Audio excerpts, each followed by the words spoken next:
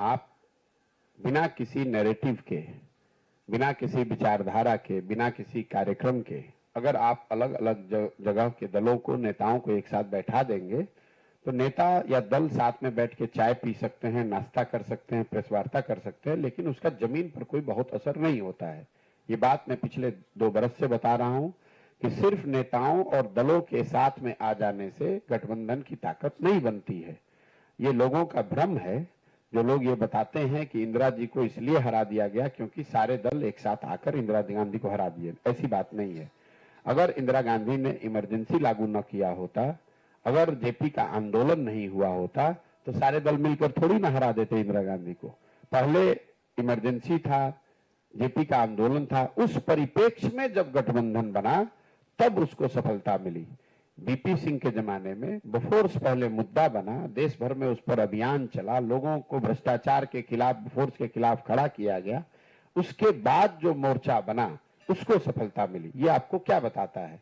अगर आपके पास नैरेटिव नहीं है, जमीन पर जनता के साथ जुड़ने के मुद्दे नहीं है, तो सिर्फ दलों के साथ में आ जाने से, महागठबंधन बना लेने से आपको राजनीतिक सफलता नहीं मिल सकती है, ऐसा मेरा मानना है।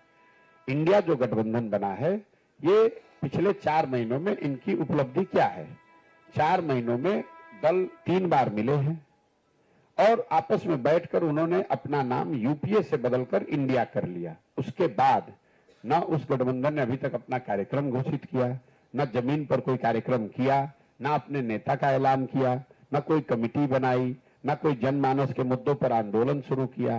तो अभी तो स्थिति यही है। आगे अगर वो कुछ बहुत अच्छा करेंगे तब उस पर टीका टिप्पणी की जाएगी। अभी तो उन्होंने ऐसा कुछ किया नहीं है। और जो आप बता रहे हैं कि आपस में खींचतान, वो तो होना ही होना है। आप अलग अलग ईंट है, उसको जोड़ने के लिए कोई सीमेंट तो चाहिए ना भाई। खाली ईंट के ऊपर ईंट रखिएगा तो भरभरा के गिर जाएगा।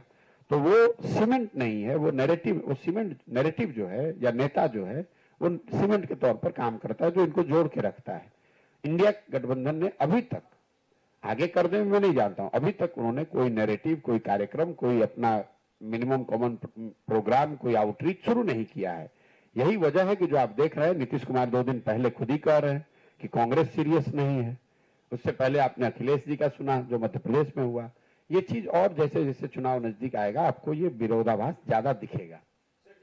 नीतीश कुमार के किसी भी वक्तव्य को आप देखेंगे, मंच पर खड़े होकर अपने अफसरों की खिल्ली उड़ाना, राष्ट्रपति के सामने खड़े होकर जो वक्तव्य दे रहे हैं जिसमें उन्होंने कहा कि आप तो सब हमारे दोस्त ही हैं, बड़ा कंट्रोवर्सी हुआ।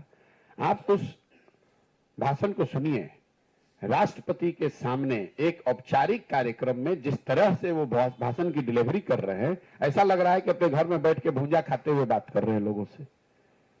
तो कहीं ना कहीं ये उम्र का असर है और कहीं थोड़ा बहुत अहंकार भी जो है कि किसी भी कार्यक्रम को, किसी भी बात की सीरियसनेस को हल्के में उड़ा देना। अरे इसको कुछ आता है।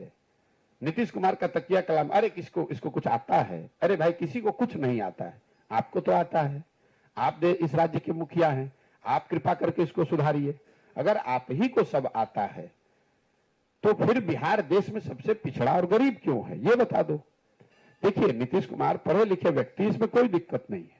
वो बहुत समझदार होशियार हैं, इसमें भी कोई दिक्कत नहीं है। लेकिन वो बिहार के एकमात्र पढ़े लिखे व्यक्ति नहीं है। बिहार में हजारों लोग उनसे ज्यादा पढ़ा लिखा है, उनसे ज्यादा समझदार हो सकता है। और जो भी राजा की कुर्सी पर बैठता है, हम लोग के अपने शास्त्र ये बताते हैं कि जो राजा लोगों से विचार विमर्श, सलाह मशवरा छोड़ देता है उसका पतन निश्चित है। तो जब आप उस कुर्सी पर बैठते हैं तो आपको किसी से पूछना चाहिए, बात करना चाहिए। नीतीश कुमार में आज जो परेशानी है कि उन्होंने लोगों से बातचीत करना, सलाह लेना छोड़ दिया है। उनको ऐसा लग रहा है कि हम ही को सब आता है, इसीलिए उनकी ये दुर्दशा है।